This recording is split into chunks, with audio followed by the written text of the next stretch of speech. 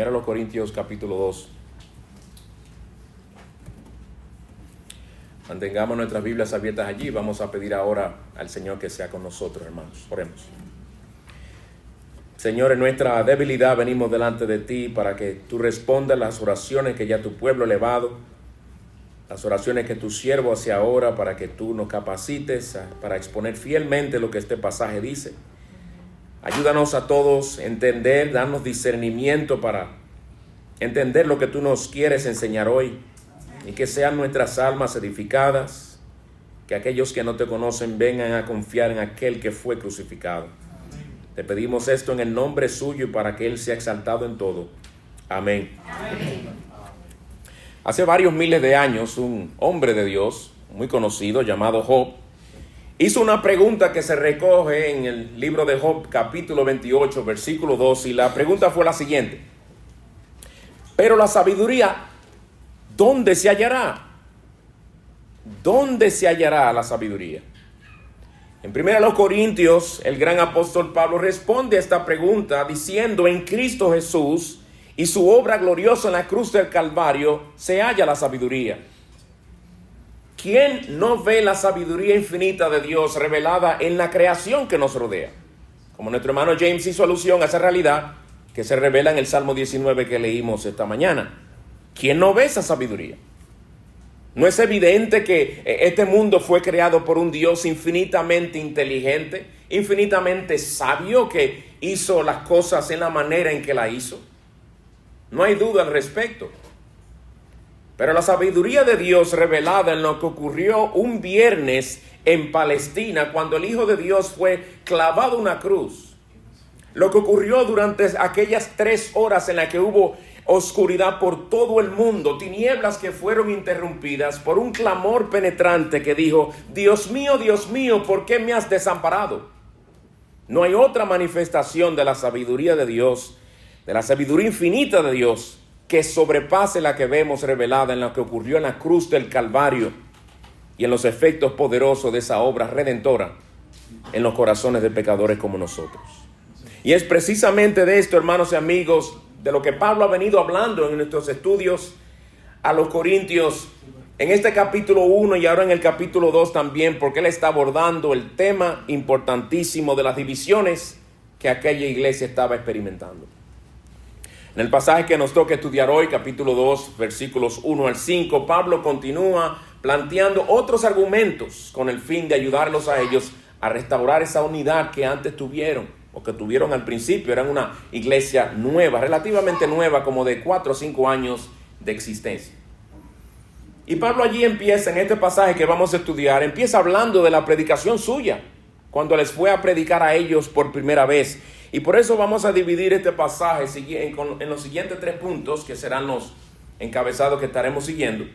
Veremos en primer lugar el contenido de su predicación, en segundo lugar la eficacia de su predicación, y en tercer lugar lo que motivaba su predicación. Veamos primero el contenido de su predicación. Leamos de nuevo el versículo 1. Por eso, cuando fui a ustedes, hermanos, proclamándoles el testimonio de Dios, no fui con superioridad de palabra o de sabiduría. Pablo aquí, como puede verse, les recuerda a ellos de lo que él, de aquel momento cuando él les fue a predicar por primera vez. Les dice que lo que él les proclamó a ellos fue el testimonio de Dios. Esta expresión, el testimonio de Dios, se refiere en parte a la palabra de Dios en general, como en el Salmo 19 que se leyó esta mañana. Se hace referencia a la palabra de Dios y se le llama el testimonio de Dios. Por aquí se le llama el testimonio de Dios al mensaje del Evangelio. ¿Y por qué? Porque el mensaje del Evangelio es en sí el testimonio que Dios mismo da sobre su glorioso Hijo y su obra redentora. El testimonio de quién Jesús es y lo que Él hizo para salvar a pecadores como nosotros. Pablo no fue a proclamarles a ellos su testimonio personal, no fue a proclamarles a ellos el testimonio de cualquier otra persona, sino el testimonio de Dios, lo que Dios mismo proclama sobre su Hijo, sobre su obra redentora en las Escrituras. Y les dice que algo que ellos como oyentes debieron haber notado en su predicación, cuando les fue a predicar, a diferencia de los filósofos a los que estaban acostumbrados, fue la carencia de ornamentación y de oratoria que había en la proclamación del mensaje cuando él les predicaba. Definitivamente, si ellos lo comparaban, y llegaron a compararlo, eso es obvio por lo que hemos estado estudiando. Cuando ellos comparaban la manera de Pablo predicarles y su contenido y la manera de los filósofos hablar y dar sus disertaciones filosóficas, había una gran diferencia. Y Pablo les dice, bueno, esto debieron haberlo notado ustedes. Por eso él les dice, no fui con superioridad de palabra o de sabiduría. Ahora, ¿qué quiso él decirle con esto? De que él no fue con superioridad de palabras ni de sabiduría. Bien simple, hermanos, que en su predicación, él no trató de asombrarlos a ellos usando un lenguaje rebuscado que le hiciera verse a él superior a ellos intelectualmente, como hacían los filósofos. Pablo usa la palabra sabiduría aquí, a diferencia de la manera en que la usa en otros contextos. En este contexto en particular, él usa la palabra sabiduría para referirse a la habilidad de persuadir por medio de argumentos. La habilidad de persuadir por medio de argumentos. Lo cual era otra manera de decirles a ellos que su predicación se caracterizó por una actitud humilde y un lenguaje claro y simple. Él le dice claramente eso. Corintios, ustedes saben que cuando yo les fui a predicar a ustedes, yo no usé palabras rebuscadas. Yo no sonaba como un gran filósofo, un gran orador. Yo fui con una actitud humilde y con un lenguaje bien claro y simple. Pablo no usaba la predicación para exhibir la profundidad de su conocimiento teológico, su elocuencia ni su virtuosidad, con el fin de ganarse la admiración de sus oyentes. Pablo iba con una encomienda, con algo que Dios le había puesto en sus manos. Ve y predica fielmente el mensaje sobre mi hijo crucificado. Predícalo fielmente. No lo maquilles de modo que la gente se pierda y se centre en tu oratoria y se olvide del mensaje del crucificado. Y mucho menos que se olviden del que fue crucificado. David E. Garland, en su excelente comentario sobre esta epístola, dice lo siguiente, cito: el predicar el evangelio en maneras que exhiben la sabiduría humana sería una expresión de autoimposición y por tanto iría en contra del contenido del evangelio. Fin de la cita. Tiene razón él al decir eso, ¿verdad? Porque es el mensaje del evangelio el que debe imponerse sobre la mente y la conciencia de los oyentes y no el predicador, su persona y su manera de hablar. Es el mensaje que se impone, no la personalidad del predicador. Aunque cada predicador tiene una personalidad diferente, un estilo diferente, ese no es el enfoque. No debe ser el enfoque de los que están sentados, mucho menos debe ser el enfoque del que está predicando. El mensaje del evangelio está diseñado para que la gente ponga su mirada, ponga sus ojos en Cristo. De ahí lo cuidadoso que debemos ser cuando predicamos el evangelio, especialmente o específicamente, pero también debemos ser cuidadosos cuando exponemos la palabra de Dios en general. Pablo nos dice aquí que el foco de su predicación era aquel a quien él predicaba, Cristo, y no él mismo como predicador. Y esto explica el por qué, generalmente hablando, su predicación no despertaba la admiración de la gente y mucho menos despertaba la admiración de los intelectuales de su época. ¿Cómo reaccionaron, como ya vimos, cuando él se presentó en el Areópago en Atenas, delante de todos aquellos filósofos y muchos oradores, escuchándolo a él? ¿Cómo reaccionaron? Lo desestimaron.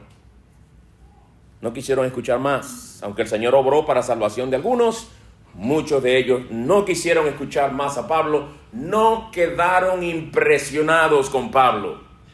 Esa es la realidad. No quedaron impresionados. La pregunta que nos lleva a hacer esto que acaba de decir Pablo es, como si le fuéramos a preguntarle a él, Pablo, ¿y por qué es que tú predicabas así? O los corintios le hubieran dicho, sí, Pablo, es verdad. Yo me acuerdo que cuando tú viniste, una de las cosas que nos llamó la atención a nosotros fue que tú no te parecías tanto a los filósofos y a los oradores a los que estábamos acostumbrados. Tu mensaje, aunque importantísimo, trataba de Cristo, su persona y su obra. Ciertamente tu estilo, el contenido, las palabras que escogías para explicarnos este mensaje eran un poco simples en comparación con aquellos. ¿Por qué tú predicabas así? ¿Y por qué sigues predicando así, Pablo? Él responde en el versículo 2. ¿Por qué? ¿Por qué, Pablo? Porque nada me propuse saber entre ustedes, excepto Jesucristo y a este crucificado. Yo vine con esa meta a ustedes, corintios. Desde antes de yo pisar tierra de Corinto a proclamarles a ustedes el evangelio, yo vine con una resolución y era: yo vengo a predicarles a esta gente a Cristo y su obra redentora. Ese va a ser mi enfoque principal. No únicamente sobre eso, pero ese va a ser mi foco de atención, predicarles al Salvador. El apóstol estaba resuelto a proclamar el evangelio en una manera que concordara con el mensaje de Jesucristo crucificado. Y en una manera que llevara a sus oyentes a enfocarse en el mensaje y no en el mensajero. Él estaba resuelto a poner a un lado cualquier método que exhibiera su propio conocimiento y sabiduría humana. No que Pablo era un anti-intelectual, pero sí estaba en contra de la vanidad intelectual a la que ellos estaban acostumbrados. Él se oponía a eso y no quería que esa vanidad intelectual fuera a empañar la gloria del mensaje de Cristo. El foco central de su predicación, por ello, era la persona de Jesús y su obra redentora. ¿Y cómo lo expresa él en el versículo 2? Diciendo que él se había propuesto a predicarles a Jesucristo y este crucificado. Jesucristo, su persona, este crucificado, su obra redentora. Ahora, ¿quién quiere decir esto? Que en todos los sermones de Pablo que cualquiera se sentara a escuchar, iba a oír a Pablo únicamente hablando de Cristo y de su muerte y nada más. Es decir, Pablo nunca predicó sobre la santificación. Pablo nunca predicó sobre la esperanza. Pablo nunca predicó de las aflicciones, del cielo, del infierno, de la gloria. Nada más. Lo único que predicaba era Jesucristo y la cruz, Jesucristo y su muerte sustitutoria en la cruz. No, hermano, no es lo que él le está diciendo. No era que Pablo no hablaba de ningún otro tema que no fuera la cruz, la muerte de Cristo en la cruz. Él llegó a hablar de muchísimos temas. Solo hay que leer sus epístolas. Solo hay que leer esta misma epístola y vemos diferentes temas. Cuando Pablo dice en el versículo 2, nada me propuse saber entre ustedes excepto a Jesucristo y este crucificado, lo que quiso decir con eso es que toda su enseñanza era cristocéntrica. Todo lo que enseñaba estaba permeado por el evangelio. Así como se decía en Roma, todos los caminos conducen a Roma, todos los sermones de Pablo conducían a Cristo de una manera u otra. Que él predicaba, lo que les está diciendo con esto también es que él predicaba a Jesucristo no como un mero maestro o como un buen ejemplo a seguir, sino como el Hijo de Dios que se hizo hombre y sufrió en una cruz el castigo que nuestros pecados merecen. Y cuando predicaba a Cristo lo hacía en una manera tan vívida y poderosa que él hacía sentir a sus oyentes como si estuvieran viendo a Jesucristo crucificado con sus mismos ojos. Y por eso él le dice a los Gálatas, por ejemplo, en Gálatas capítulo 3, versículo 1, las siguientes palabras: oh Gálatas insensatos, ¿quién los ha fascinado a ustedes, ante cuyos ojos Jesucristo fue presentado públicamente como crucificado? En otras palabras, Pablo le está diciendo a los Gálatas, ¿quién los ha engañado a ustedes para desviarse tan prontamente de la pureza del evangelio? Pero miren cómo define el conocimiento que ellos tenían del evangelio. que por medio de la predicación a ellos se le había presentado ante sus propios ojos a Jesucristo públicamente como crucificado. Tan cristocéntrica era su predicación que era como si fuera que le presentara y les hiciera ver a Cristo crucificado. Así de cristocéntrica era su mensaje. Pero esto de predicar a Cristo crucificado, hermanos, también quiere decir que cualquiera que fuera el tema que Pablo abordara, lo hacía siempre conectándolo con la obra redentora de Cristo y los efectos poderosos de esa obra en la vida del creyente.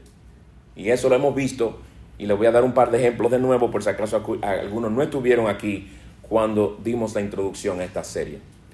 Por ejemplo, cuando él va a exhortar a los creyentes a tratar o a huir de los pecados de la inmoralidad sexual, él les recuerda a ellos con las siguientes palabras, lo siguiente: por precio han sido comprados. No únicamente le dice, huyan de la fornicación o dejen esos pecados de inmoralidad sexual que ofenden a Dios, etcétera, etcétera, sino que les recuerda este elemento tan importante que tiene que ver con el Evangelio. Ustedes han sido comprados con precio de sangre. Ustedes les pertenecen a Cristo por creación y por redención. Ustedes no se pertenecen a sí mismos como para usar sus cuerpos para sus propios placeres. Les pertenecen al Señor que los compró. Sírvanlo a Él. ¿Ven la conexión entre Cristo, la cruz y la fornicación y el adulterio?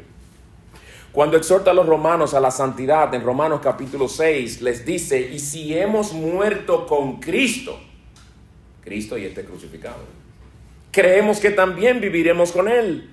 Por tanto, no reine el pecado en su cuerpo mortal para que no obedezcan sus lujurias. Si ustedes ya han sido redimidos por Cristo, entonces no permitan que el pecado reine. Ese pecado ya ha sido destronado.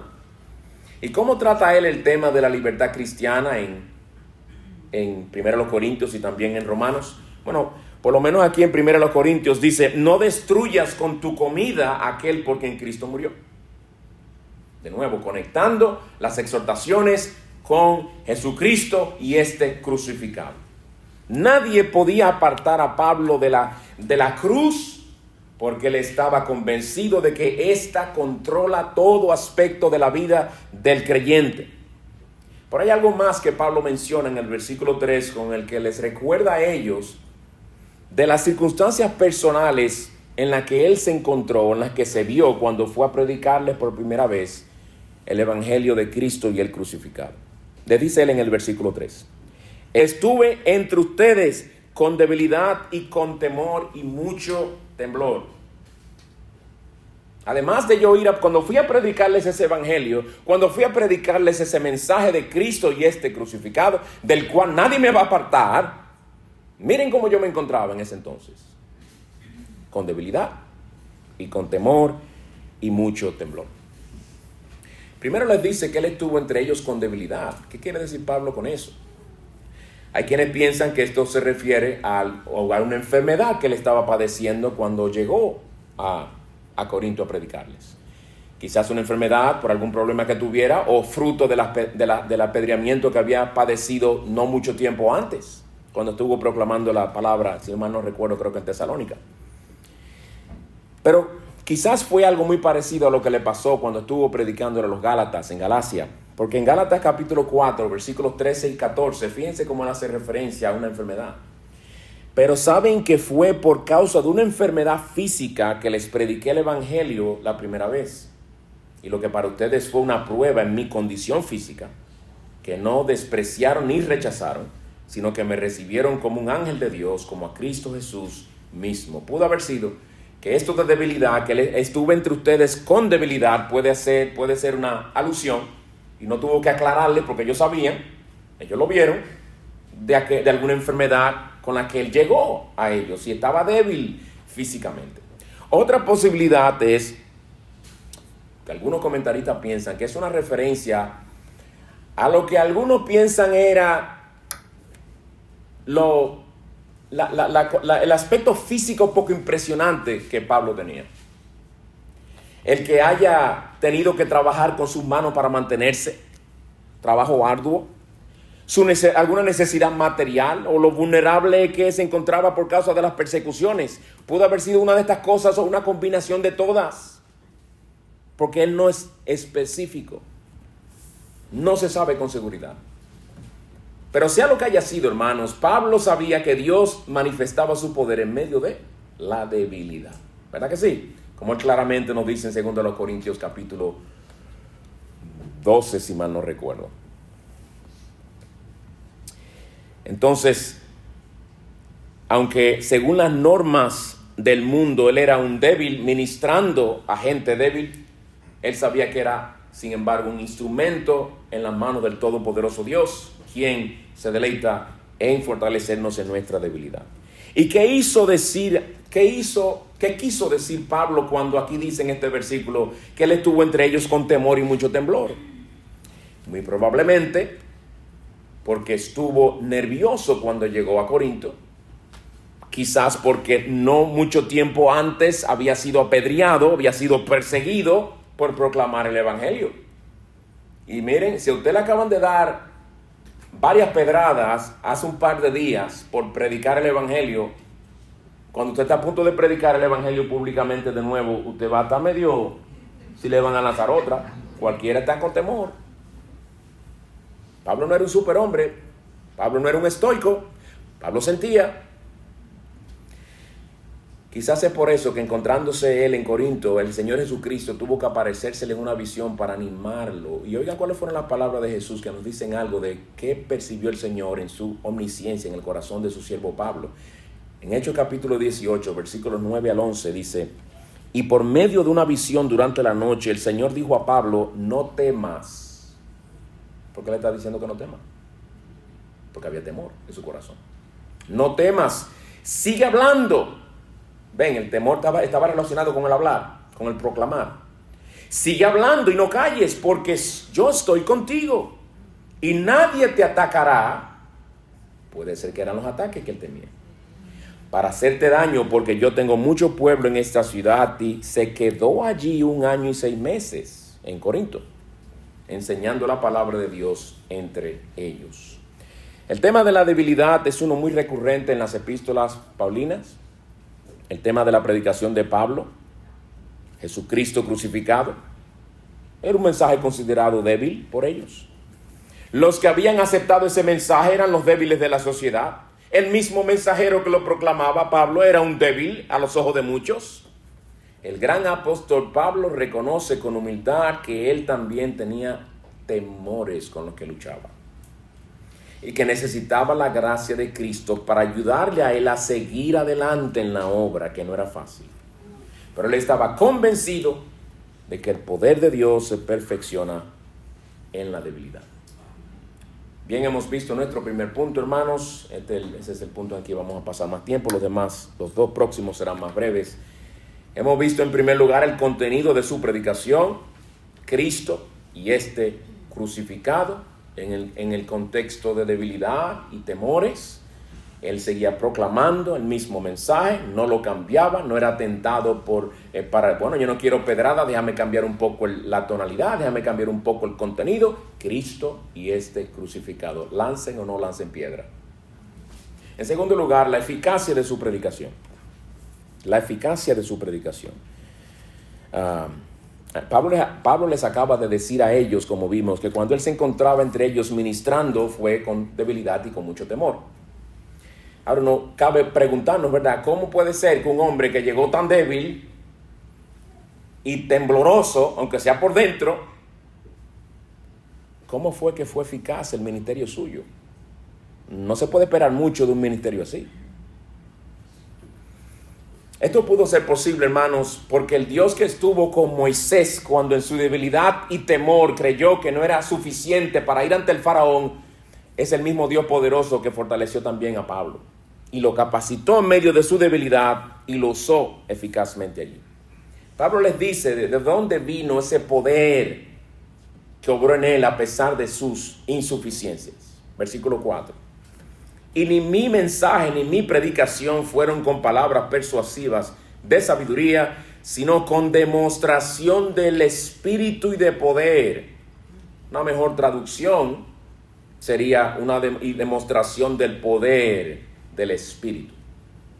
Porque Pablo no está aquí separando el Espíritu y el poder, porque el poder viene del Espíritu. El poder no anda deambulando por ahí solo. Dice que lo que él hizo por medio de su predicación, o lo que se vio, el efecto que causó su predicación, fue fruto de una demostración del poder del Espíritu.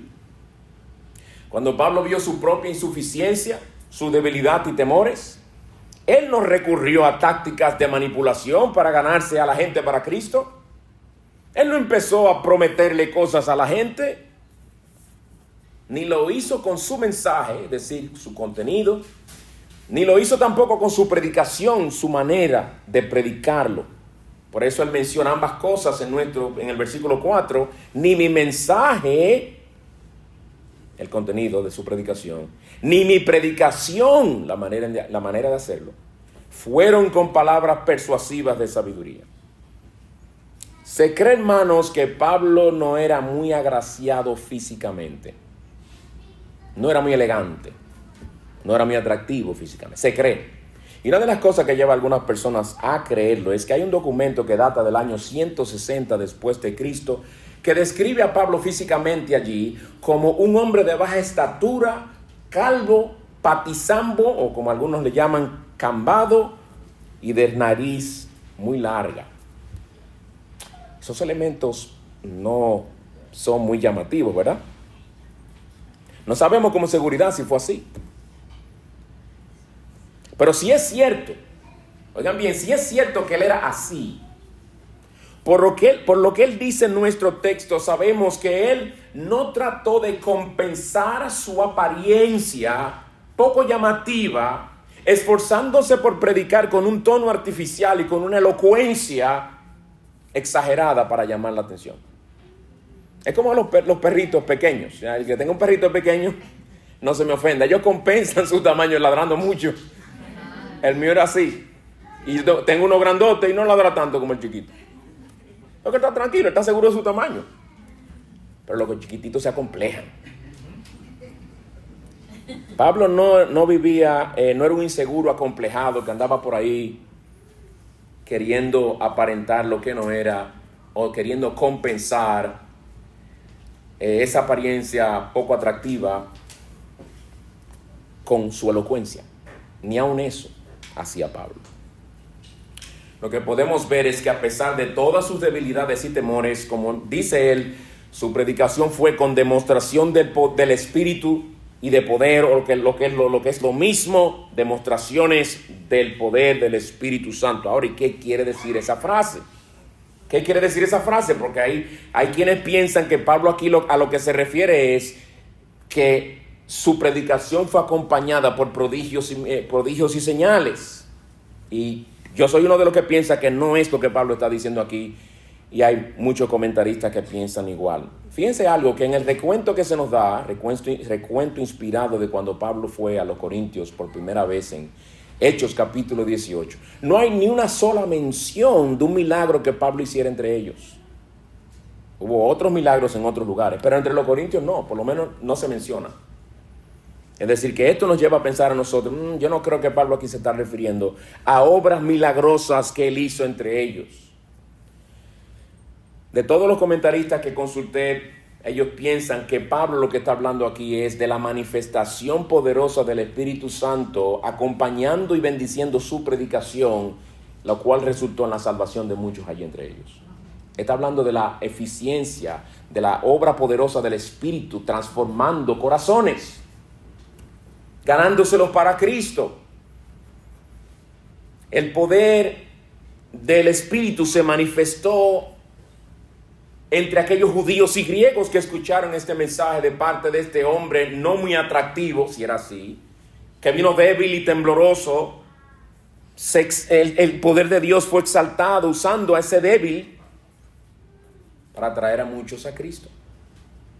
Como en el caso de Pentecostés, en Hechos capítulo 2. Mucha gente se concentra y ve el poder del Espíritu únicamente en el hecho de que hablaron lenguas. no fue principalmente en eso que se vio el poder del Espíritu. El poder del Espíritu en Hechos capítulo 2 se vio principalmente en que Dios usó a campesinos y letrados como los apóstoles y un grupo más para llevar a salvación a 3,000 almas. Eso es mucho más glorioso que el que hablaran en lenguas. Dice Spurgeon, cito, el poder del evangelio no radica en la elocuencia del predicador. Y lo decía el príncipe de los predicadores. El poder del evangelio no radica en la elocuencia del predicador.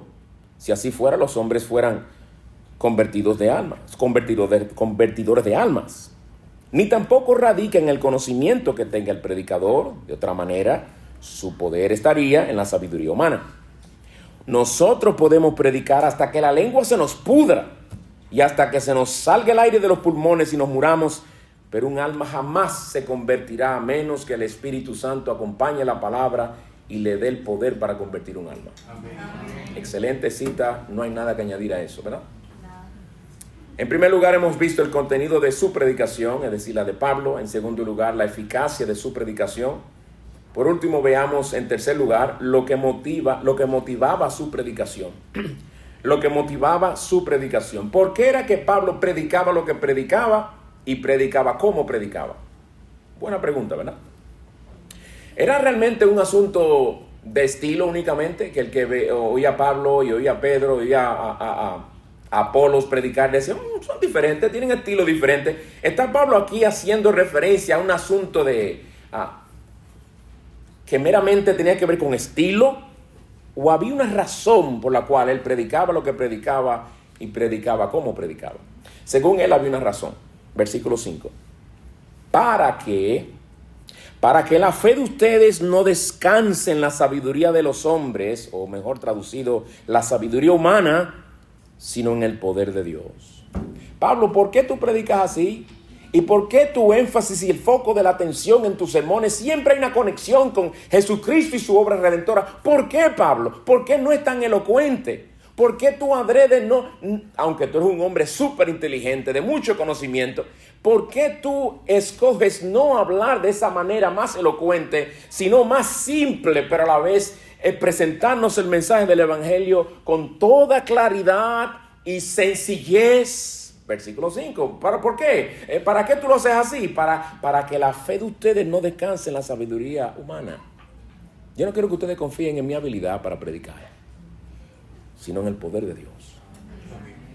Con esa palabra Pablo termina de enterrar el clavo que viene martillando a partir del capítulo 1, versículo 10, cuando empezó a abordar el tema de las divisiones.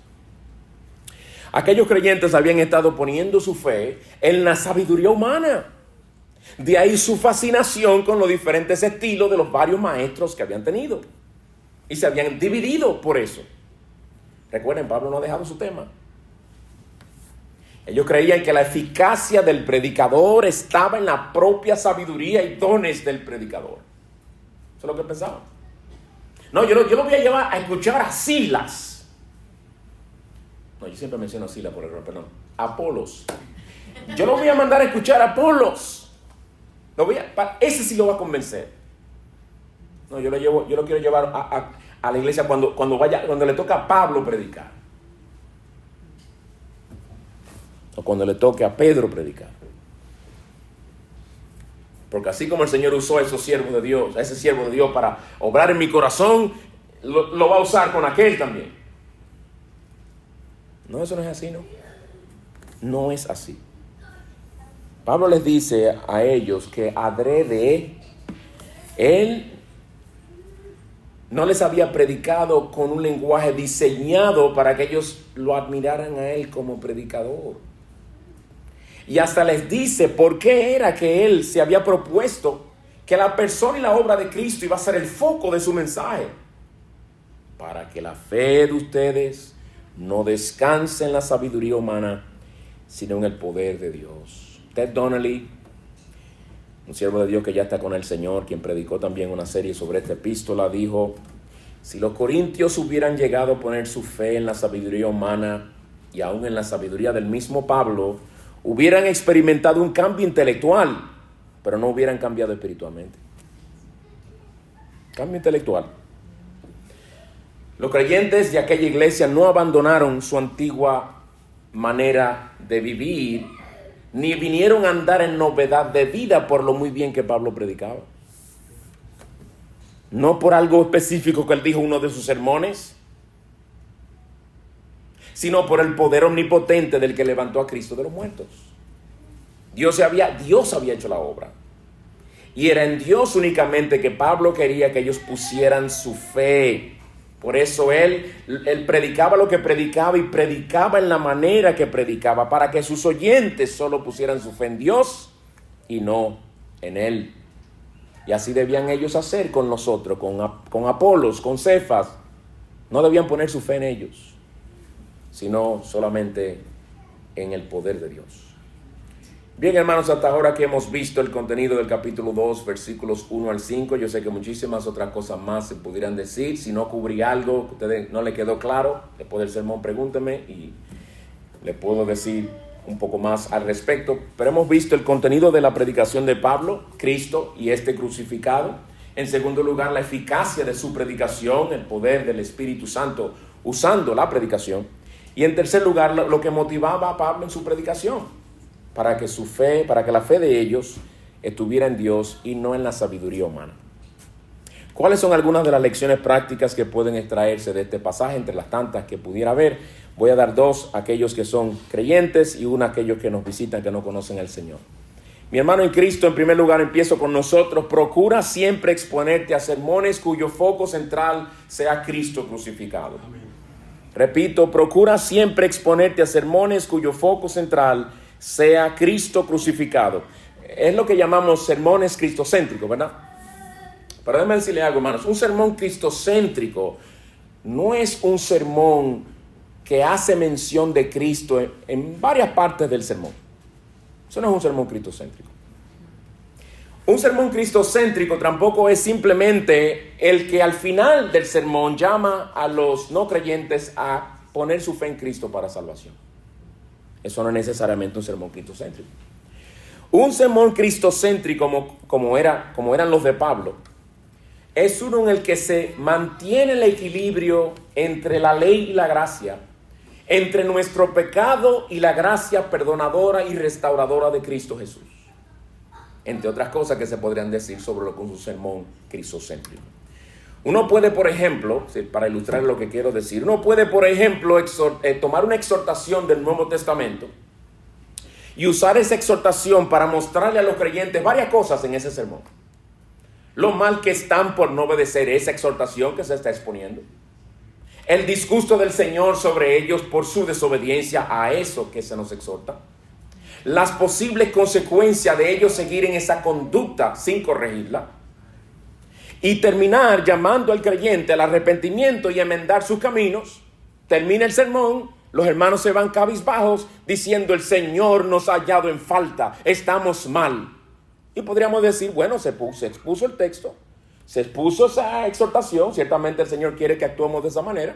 Es verdad que estamos ofendiendo al Señor, es verdad que pueden venir consecuencias y es verdad que nuestra reacción correcta debería ser: hemos sido hallados en falta. Ahora, un sermón así puede quedar ahí y no ser cristocéntrico. Todo eso puede predicarse haciéndose hasta una buena exégesis del texto que se predicó, pero dejando a los creyentes aplastados y con conciencias sangrientas, porque no se les recordó que Jesús no quebrantará la caña cascada ni apagará la mecha que humea. Se les dejó desprovisto del consuelo del Salvador que restaura a su pueblo. Se les habló del deber, pero no se les animó a buscar a Cristo y su gracia para fortalecerles y capacitarles a obedecer el deber. Entonces no es un sermón cristocéntrico. Se les llamó al arrepentimiento, pero no se les recordó que en Cristo hay perdón y misericordia. Se les llevó al Sinaí, pero en ningún momento se les hizo mención del Calvario. Oyeron los truenos, sintieron el temblor del Sinaí, pero no oyeron el clamor: Dios mío, ¿por qué me has desamparado? No fue un sermón cristocéntrico. Al igual que Pablo, debemos predicar a Cristo y a este crucificado. Esta es una realidad que debe permear todos los sermones que predicamos, hermanos. Y esto es algo que nosotros mismos debemos procurar hacer aun cuando leemos las Escrituras en nuestra devoción personal. Debemos también procurar eso. Cada vez que nos miremos en el espejo de la palabra de Dios, yo sé que nunca salimos muy bonitos. No lucimos muy hermosos. Lucimos débiles, lucimos que estamos mal en muchas áreas de nuestras vidas, pero el Señor no quiere que nos quedemos ahí. Y una ilustración de esta realidad es lo que vemos en Pablo en Romanos capítulo 7. Tú lees Romanos capítulo 7 y escuchas a Pablo abrir su corazón de sus luchas con su pecado remanente, y muchos han llegado a la conclusión de que Pablo está hablando ahí de cuando él no era creyente, porque tan gráfica y tan claramente habla de esa lucha y tan real que uno no podría esperar que un apóstol tuviera luchas con su pecado interno al nivel que Pablo menciona en Romanos capítulo 7. Pero él no está hablando ahí como un inconverso, porque él habla de que él se deleitaba en la ley de Dios según su hombre interior, y un impío no habla así. Pablo habla de la cruda realidad de que tú y yo, a pesar de que somos, de haber sido salvados por Cristo, todavía llevamos pecado, lo que llamamos pecado remanente, con el cual tenemos que luchar. En medio de todas esas expresiones de que él deseaba hacer el bien, pero se veía que hacía el mal y sentía esa influencia del pecado en su corazón, él exclama en el versículo 24: miserable de mí, ¿quién me librará de este cuerpo de muerte? Y uno dice, wow, pero ese soy yo, ¿verdad? Y muchas veces clamo, ¿quién me librará a mí también? Qué malos somos, qué indignos somos. Pero Pablo no se queda ahí, hermanos. Inmediatamente en el versículo 25, él exclama: gracias a Dios por Jesucristo, Señor nuestro. Amén. Ven cómo él era cristocéntrico, aún en lo tocante a lo personal. Porque si no lo somos, hermanos, nos vamos a hundir. Nos va a aplastar el peso de nuestro propio pecado. Y el Señor quiere que recordemos que tenemos en Él un sumo sacerdote que se compadece de nosotros, que fue tentado en todo, pero sin pecado. Y eso se nos dice en una epístola donde se nos dan las advertencias más solemnes a los creyentes en todo el Nuevo Testamento, en mi opinión, en la epístola a los Hebreos. Se nos habla de Cristo como el misericordioso y compasivo sumo sacerdote. En otras palabras, Pablo nos está diciendo con esto que dicen Romanos 7, 24 y 25: soy un miserable pecador, pero un miserable pecador redimido por un Salvador amoroso y misericordioso, que no tan solo me perdona, sino que me fortalece para vencer mi pecado y andar en una manera que le agrada a Él. Gracias a Dios por Jesucristo. Pues hermano, mi primera exhortación es: procura siempre exponerte a sermones cuyo foco central sea Cristo crucificado. Amén. Si tú oyes sermones y lo único que hacen es aplastarte y no te muestran a Cristo, no te están dando el enfoque que el Señor quiere que se te dé. El Señor quiere que en medio de nuestro negarlo a Él, como Pedro, miremos esos ojos que nos miran a la distancia y nos llevan a llorar amargamente. Amén. En segundo lugar, este texto es un llamado a no confiar en los predicadores, sino en el Dios que los capacita. Este texto es un llamado a no confiar en los predicadores, sino en el Dios que los capacita. Pues por lo tanto, hermanos, oremos por aquellos que nos enseñan la palabra aquí, oremos por aquellos que enseñan la palabra en otros lugares, sermones a los cuales nos exponemos también. Oremos específicamente: Señor, ayúdalos en sus preparaciones, para darle claridad de entendimiento, darle discernimiento, luz, conocimiento, que puedan entender lo que tú dices en ese pasaje, para entonces venir a comunicarnos esas verdades a nosotros, porque si Él no la entiende, no la va a poder exponer. Oremos que ellos se esfuercen también en sus estudios y meditación sobre ese texto o pasaje que vayan a exponer, que tomen en serio la exposición de la palabra, que la palabra les impacte a ellos primero. Que ellos vengan a hablarnos de un mensaje que primero los ha cortado a ellos y Dios ha tratado con ellos primero. Y que también prediquen esa palabra en el poder del Espíritu. Amén. Miren, hermanos, especialmente aquellos de ustedes que tienen muchos años en la fe. Si yo le dijera a ustedes Ustedes recuerdan alguna serie de sermones que escucharon hace 5 años. Y tú recordarás que quizás el pastor de esa iglesia o pastores predicaron de una serie en particular. Oh, sí, yo me acuerdo. Predicó de Romanos, predicó de esto. Si te preguntan qué te acuerdas de esa serie, te voy a decir la verdad, ni el predicador se acuerda. Pregúntame a mí que yo prediqué el domingo pasado, tú verás. Pero eso es aparte. Ni se acuerdan. Pero ¿sabes? Lo maravilloso es que a veces uno se acuerda cómo Dios usó una serie para cambiar una actitud de corazón que teníamos. Y llevarnos quizás a ser más humildes, llevarnos a ver lo débiles que éramos y que no éramos lo que nos creíamos. Nos llevó a reconocer que no amábamos tanto a nuestras esposas como debíamos amarla.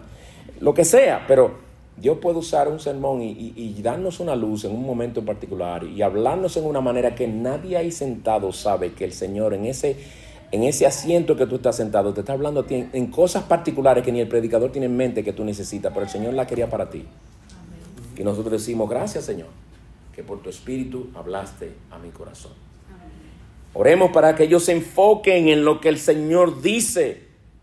Que se enfoquen en lo que el Señor dice cuando están predicando y nos den lo que el texto dice. Hay un siervo de Dios que de mucha experiencia en la predicación, que siempre me resultó hasta jocoso lo que él decía, pero también muy cierto que hay predicadores que cuando predican tienen 3 puntos.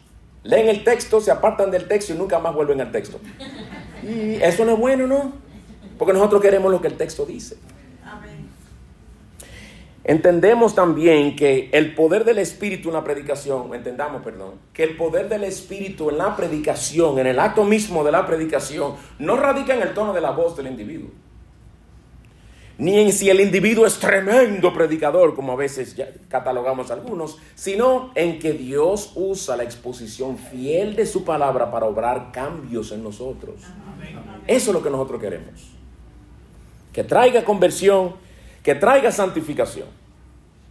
Nunca confiemos en los dones y habilidades del predicador como para sí orar por ellos, por cumplir, pero venir con un sentido de seguro va a ser un buen sermón porque él sabe predicar. No. Déjame ver un sermón de fulano. Y fulano siempre, yo sé que es un buen predicador. No. Ora el Señor antes de oírlo, aunque sea grabado. Señor, usa tu palabra para hablarme a mi corazón. Amén. Tú no le vas a poder decir al Señor, ayuda al pastor porque ya está grabado. ¿Entiendes? Pero úsalo para mi bien. El texto dice que hemos estudiado para que la fe de ustedes no descanse en la sabiduría humana, sino en el poder de Dios. Ese asunto de yo sé que si mi hijo escucha ese sermón que yo hice, se convierte. Nunca digas eso. Nunca digas eso. Clama al Señor que lo use. El Señor usó el sermón de un individuo que casi nunca predicaba, que ni predicaba muy bien, para salvar a Spurgeon. Un individuo que ni le tocaba predicar ese domingo. Y Spurgeon no se suponía que iba a ir a esa iglesia, se tuvo que meter en esa porque era una nevada tan grande que no pudo llegar a la iglesia donde él iba. Y este hermano con tanta simpleza usó un pasaje en Isaías. Y el Señor lo usó para traer a la vida a aquel hombre. Es el Señor, hermanos. En tercer lugar y último, amigo, que no conoces al Señor, aunque no lo creas y no lo sientas, y enfatizo esa parte de no lo sientas, vivimos en una generación muy guiada por sus sentimientos. Aunque no lo creas ni lo sientas, tú necesitas a Cristo. Amén. El Cristo que el Evangelio proclama, no los Cristos que andan por ahí, el Cristo que el Evangelio proclama. ¿Te has dado cuenta, mi amigo, que el Evangelio no es una lista de cosas que tienes que hacer para ganarte el favor de Dios? No lo es.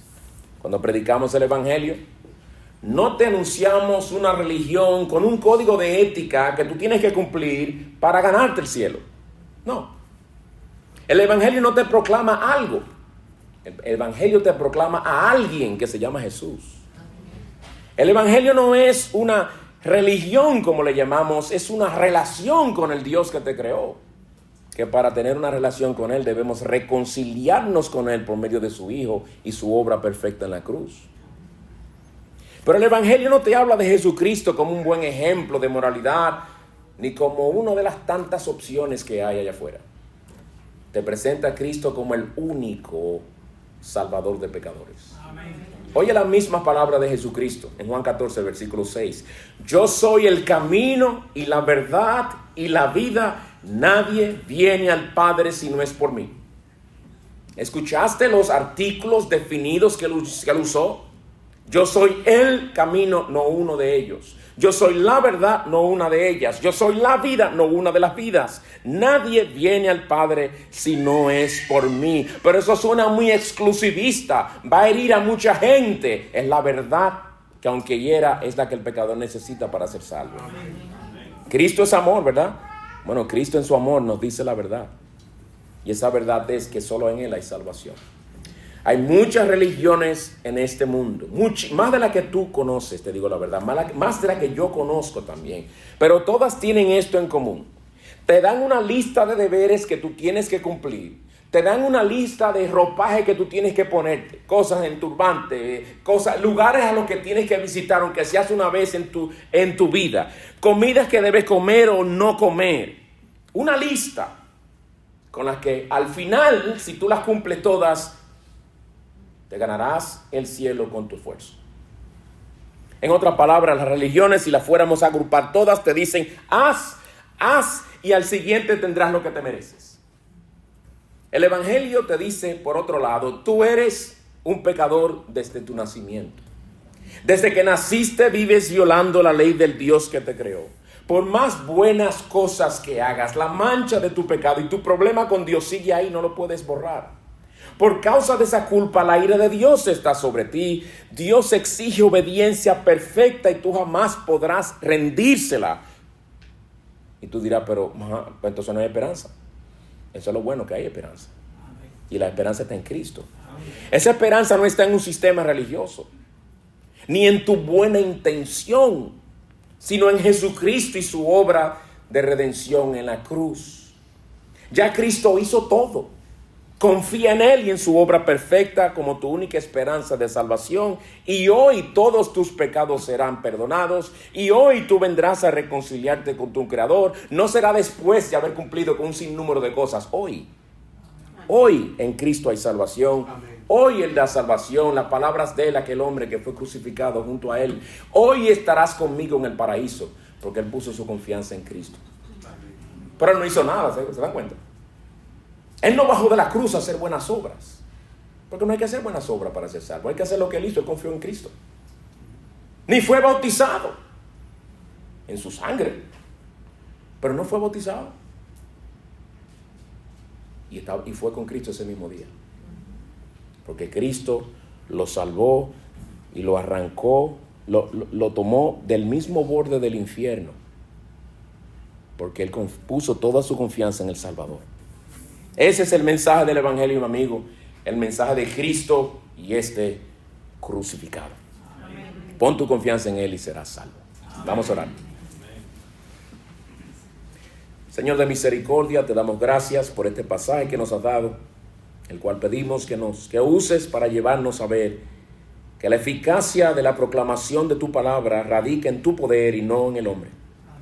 Señor, ayúdanos a ver tu majestad, tu gloria y darte gracias por la manera en que tú usas tu palabra para penetrar en nuestros corazones, consolarnos, fortalecernos, reprendernos cuando es necesario, pero también restaurarnos.